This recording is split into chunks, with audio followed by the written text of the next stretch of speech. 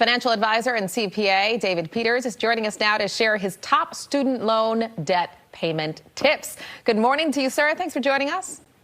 Thank you for having me. All right, so I feel like this can be a little anxiety-inducing for a lot of folks, even though it's been a few years since they've probably paid off their last student loan debt payment. So I guess the question is here, how do you even start?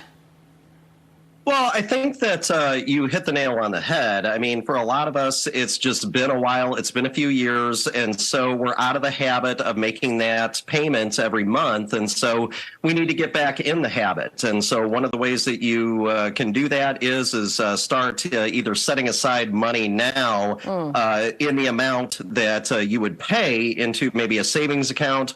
Or you can start paying down the debt right now as well. I mean, there's most of the time there's not any issue with paying off the debt early.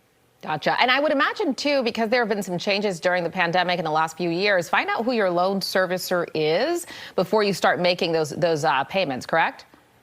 Yeah, and because your loan servicer can change, and so kind of on that topic too. I mean, one of the things that you can look at is the possibility of refinancing. That is something that is out there. You can refinance student loans. What's the catch with that, if any? What should you know ahead of time? I mean, I think the big thing to watch out for is fees and also pay attention to interest rates. I mean, in general, we want to keep our fees low and we want to keep our interest rates low as well. And so just make sure that if you are going to refinance, make sure that you understand just the terms of that loan. Also understand what the repayment period is on that refinance loan. What do you do if you know you're going to be struggling to make these payments? Are there any options for folks out there? Well, I think if you know that you're going to struggle, it is possible to push off a student loan. Most of the time, the repayment period is 10 years, but there is some ability usually to push those payments off and pay them off over a longer period of time. The downside to that, though, is that you're going to be paying more interest. Yeah. And so in general, we want to try to get those payments paid off as quickly as we can and try not to push it out. But if you don't have a choice, then maybe that's what we need to do. And folks might have the option to do it make payments according to their income, correct? Yeah, there is some ability to make payments based on your income as well. And again, that's where reaching out to the loan servicer is really going to be your best bet, or looking at potential refinance options as well. And so sometimes they will cut down on the payment amount based off of your income. I know this is a last resort, but what happens if you can't make the payments at all? Well, if you can't make the payments at all, the best thing to do is to reach out to the loan servicer ahead of time in order to figure out some sort of an option. There are usually going to work with you in terms of trying to help you make those payments.